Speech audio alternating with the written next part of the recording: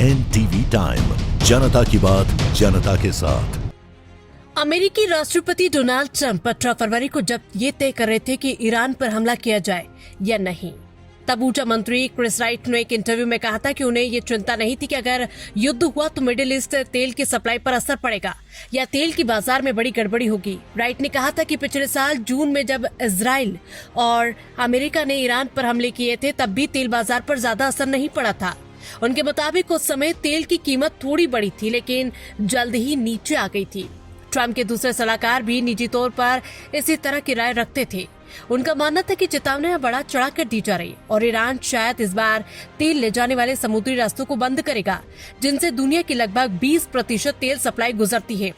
लेकिन हाल ही के दिनों में यह आकलन गलत साबित होता दिख रहा है। ईरान ने धमकी दी है कि वो होर्मुज़ स्ट्रेट से गुजरने वाले तेल के टैंकरों पर हमला कर सकता है। ये वही अहम समुद्री रास्ता है जिससे होकर फारस की खाड़ी से निकलने वाले सभी जहाज गुजरते हैं।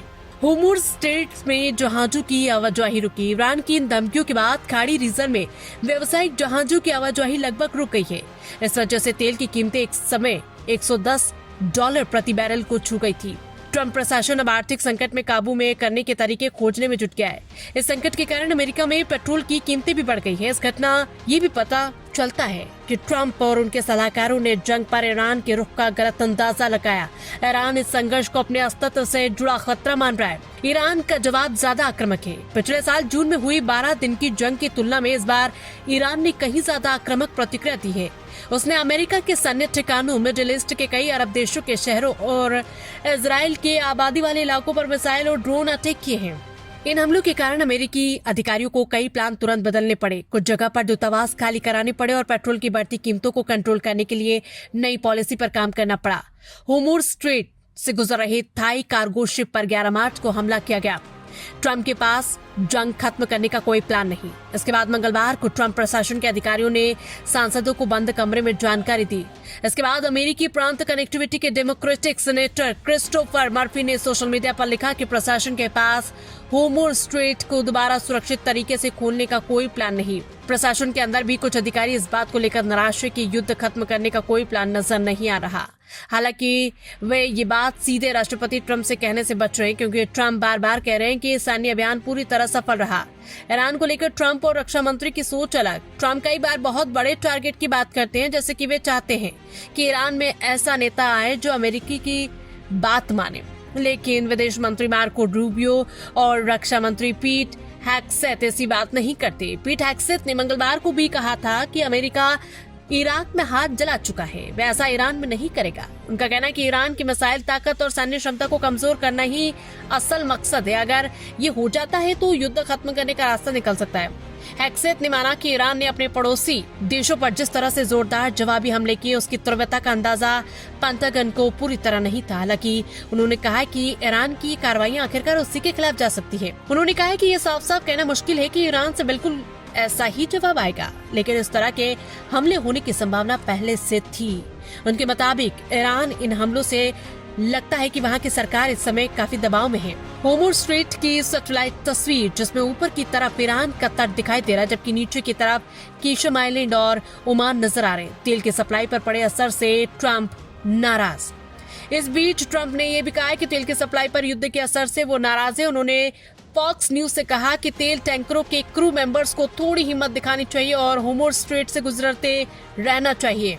कुछ सैन्य सलाहकारों ने युद्ध से पहले चेतावनी दी थी कि ईरान बहुत आक्रामक जवाब दे सकता है और अमेरिका इजराइल के हमले को अपने अस्तित्व के लिए खतरा मान सकता है। लेकिन कुछ अन्य सलाहकारों को भरोसा था कि अगर ईरान की टॉप लीडरशिप को मार दिया गया तो उनकी जगह आने वाले नेता ज्यादा व्यवहारिक होंगे और युद्ध खत्म करने की कोशिश करेंगे।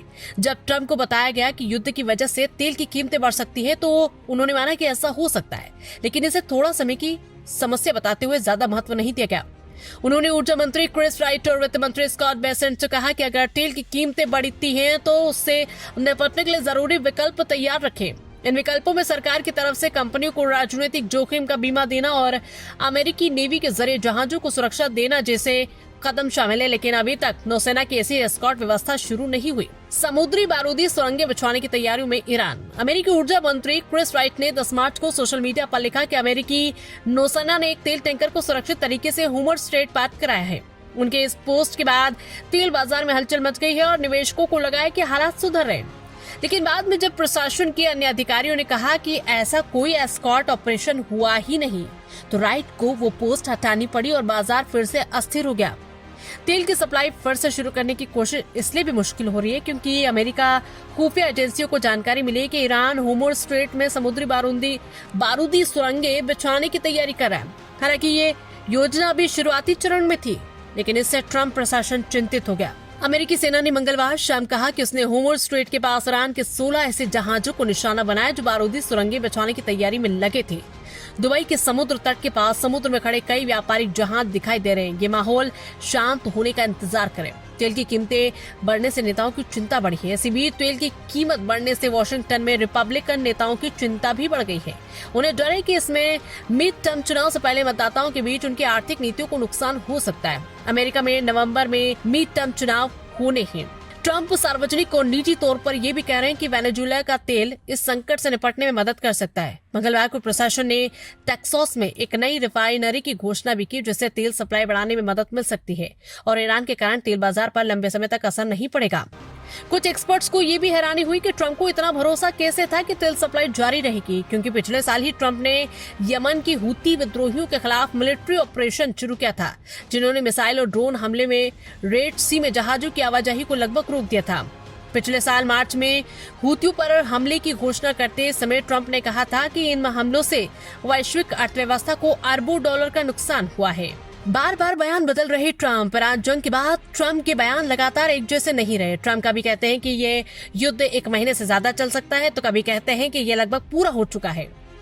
दूसरी ओर विदेश मंत्री मार्को रूबियो और रक्षा मंत्री पीट हेक्सेट ने हाल के दिनों में 3 मकसदों की बात की। पहली, ईरान की मिसाइलें और उन्हें लॉन्च करने की क्षमता को तबाह करना, मिसाइल बनाने वाली फैक्ट्री को खत्म करना, ईरान की नौसेना को नष्ट करना। एक्सपर्ट्स का मानना है कि इससे ये संकेत मिल सकता है कि अमेरिका जल्द ही युद्ध खत्म करने का रास्ता तलाश रहा है। हालांकि ट्रंप ने अपनी प्रेस कॉन्फ्रेंस में चेतावनी दी कि अगर ईरान ने दुनिया की एनर्जी सप्लाई रोकने की कोशिश की तो अमेरिका और भी कड़ा कदम उठाएगा। ट्रंप प्रशासन ने पहले राष्ट्रीय सुरक्षा सलाहकार रह चुके मैथ्यू पॉटिंगर ने कहा कि ट्रंप शायद अभी भी युद्ध को थोड़ा और आगे बढ़ाने का फैसला कर सकते हैं। उनके मुताबिक ट्रंप नहीं चाहते कि बाद में फिर से एक और युद्ध लड़ना पड़े। जंग खत्म करना अमेरिका के लिए बेहद जरूरी। इस बीच युद्ध खत्म करने के रास्ते खोजने की जरूरत इसलिए भी बढ़ गई क्योंकि तेल की कीमतें तेजी से बढ़ रही है और अमेरिका बड़ी मात्रा में महंगे हथियार इस्तेमाल कर रहा है। पेंटागन अधिकारियों ने संसद में बंद कमरे में बताया कि युद्ध के पहले 2 दिनों में ही करीब 5.6 अरब डॉलर के हथियार इस्तेमाल हो चुके हैं। ये आंकड़ा पहले सार्वजनिक रूप से बताए गए आंकड़ों से कहीं ज्यादा है। उधर ईरान के अधिकारी अभी भी सख्त रुख दिखा रहे हैं। उनका कहना है कि वे दुनिया की तेल सप्लाई पर अपने प्रभाव का इस्तेमाल करके अमेरिका और इजराइल पर दबाव बनाएंगे। ईरान के सीनियर राष्ट्रीय सुरक्षा अधिकारी अली लारिजानी ने सोशल मीडिया पर लिखा कि होर्मुज स्ट्रेट या तो सबके लिए शांति और समृद्धि का रास्ता बनेगा या फिर युद्ध चाहने वालों के लिए हार और दुख का रास्ता।